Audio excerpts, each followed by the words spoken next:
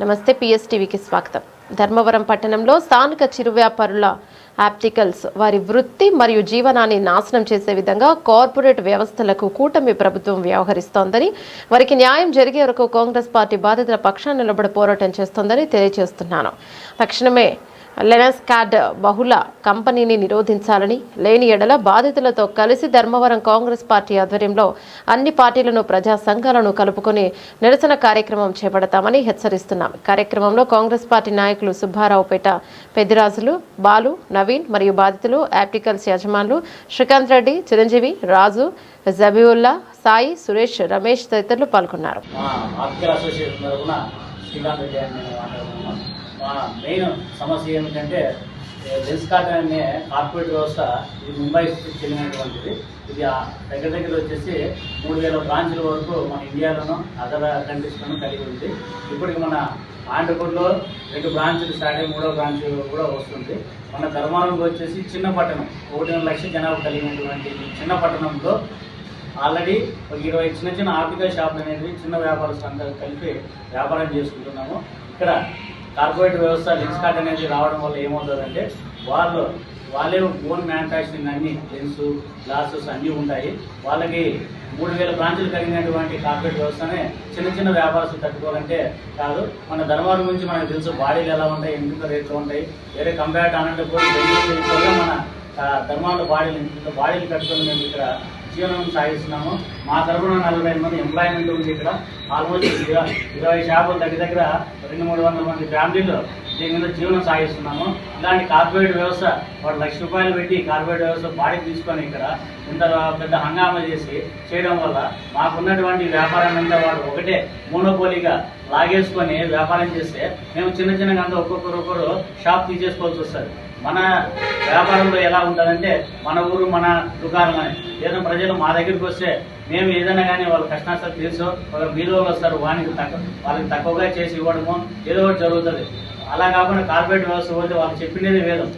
ఇందాక అన్న మాట్లాడినట్టుగా ఒక జియో కంపెనీ వచ్చి మిగతా కంపెనీ అన్ని ఎలా పోయినాయో సేమ్ అలాగే ఒక కార్పొరేట్ వ్యవస్థ లెన్స్కార్డ్ అనేది వచ్చిందంటే మేమంతా మూతపడాల్సి వస్తుంది.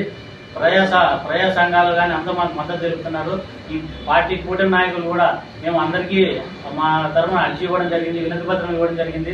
సత్యకుమార్ సార్కి కానీ, తర్వాత శ్రీరామ్ సార్కి కానీ, తర్వాత మధుసూదన్ అన్నకు కానీ అందరికీ మేము వినతి పత్రం ఇచ్చి మా సమస్యలు తెలియజేసాము. అందరికీను ఎవరి నుంచి కూడా మాకు సరైనటువంటి మద్దతు రావట్లేదు. వాళ్ళు కనీసం ఒక స్థానిక మినిస్టర్ గారు ఉన్నారు మనకి, వాళ్ళ నుంచి ఒక్క మాట మీరు కార్పొరేట్ వ్యవస్థ వద్దు అని చెప్తే వాళ్ళు ఏ సమస్య కూడా వచ్చి ఇక్కడ పెట్టదు. మా ఒకటే కదా సమస్య, మిగిలిన వస్తు వ్యాపార దుకాణాలు కానీ ఇప్పుడు మాంగళ్యలో వచ్చింది, ఎంతమంది ఎన్ని కుటుంబాల నాశనం అయిపోయినాయి జీవనాధారంగా.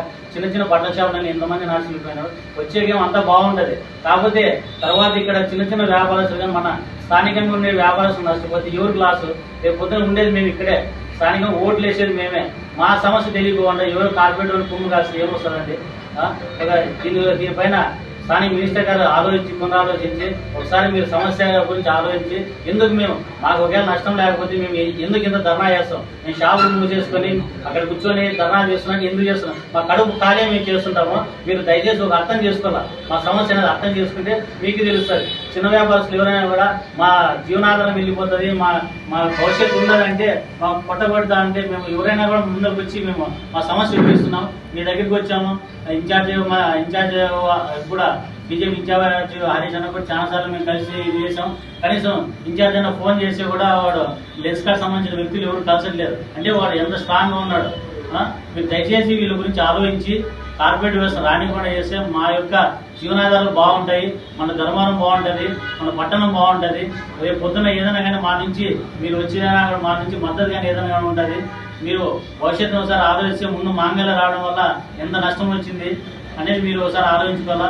భవిష్యత్తులో మెడికల్ సంబంధించిన అపోలో కానీ మెడికల్స్ కానీ రావడం వల్ల ఎన్ని మెడికల్ స్టోర్లు ఈరోజు మూతపడినాయి, ఎంతమంది వ్యాపారం లేక ఇబ్బంది పడుతున్నారు. దయచేసి మీరు వాళ్ళ పరిస్థితి మాకు వస్తుంది.